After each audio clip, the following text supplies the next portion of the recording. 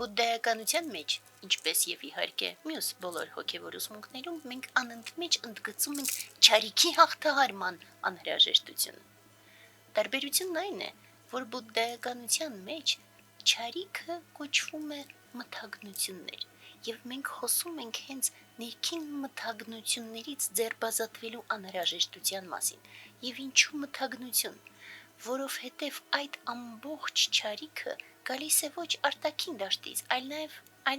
այլ հենց ներսից այն առումով, որ տարբեր բաների պատճառով մենք ծածկված ենք հենց մեր էությունից, մեր ներքին լույսից։ Ինչպես են գոյանում մթագնությունները, դա իհարկե հարց է։ Գոյանում են տարբեր ժամանակներում գործած սխալներից, սխալ հակվածություններից եւ ամենակարևորը ոչ առաքինի մտքերից, հույզերից եւ արարքներից։ Աստիճանաբար նրանք հասունանում են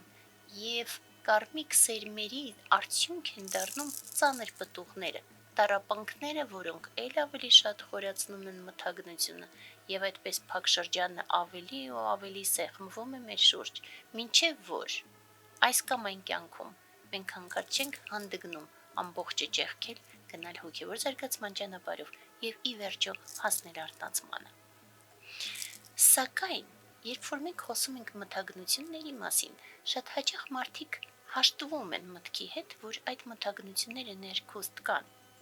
Հարցը դա է, որ մթագնությունները վարակում են նաև մյուսներին, ինչպես վերջի շրջանում մենք անընդմեջ ասում ենք, որ Հայաստանի իշխանությունները մթագնություններով հանդերձ կարողանում են ինչ-որ ձևով վարակել նաև բոլոր մյուսներին։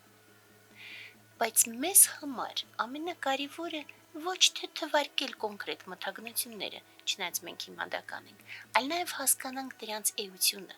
որովհետև այո, բազային առումով մենք խոսում ենք 3 հիմնարար մթագնությունների։ Առաջի հիմնարարը, հիմքերի հիմքը, դա տգիտությունն է։ Չիմանալ ով ես դու ըստ էության եւ չիմանալ ճանապարհը։ Դրանից գալիս է տգիտության մյուս շերտերը, մինչև ամենապարզը։ Մյուս երկուսը դա կիրքն է եւ ջղայնությունը, որը հենց չարության տեսքով եւ կիրքը իր տարբեր նորից դրսևորումներով։ Դրանից հետո գալիս են 2 լրացուցիչ կլեշաները, որոնք ինչ որ ձևով այդ 3-ի արտահայտումներն են, դա նախանձն է եւ եսասիրությունը, եւ դրանից հետո գալիս են մնացած 5-ը։ Դրանից հետո գալիս են նաեւ երկրորդական այն բոլոր վատ որակները, որոնք որ բխում են հենց մեր մթագնություններից, բայց նորից խնդիրը դա չէ, թե որոնք են վատ որակները կամ մթագնությունները, որովհետև այս կամ այն ձևով մեր ներքին լույսի արտացոլանքը մեզ հուշում է, թե որն է չարիքը։ Պարզապես մարդիկ գիտակցված շատ հաճախ նորից ցավոք սրտի ընտրում են չարիք։ Շատ ավելի մեծ խնդիրն այն է,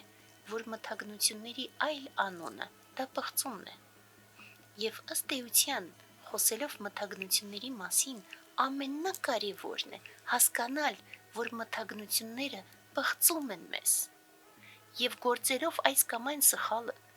ենթարկվելով այս կամ այն չարիքին,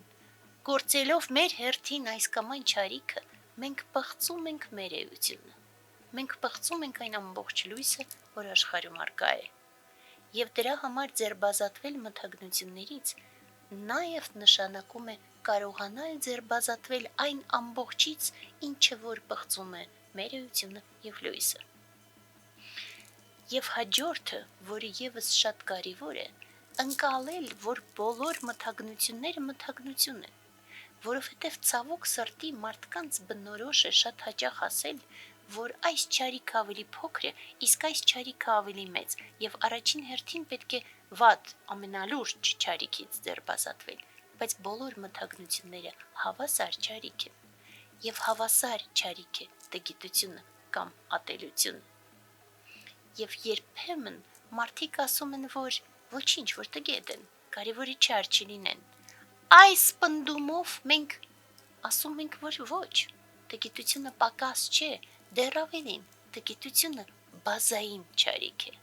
Եվ դրա համար կարողանալ զարգանալ եւս յուրաքանչյուր ակնթարթ օգնում է կարողանալ ձերբազատվելուն հենց մթագնություններից։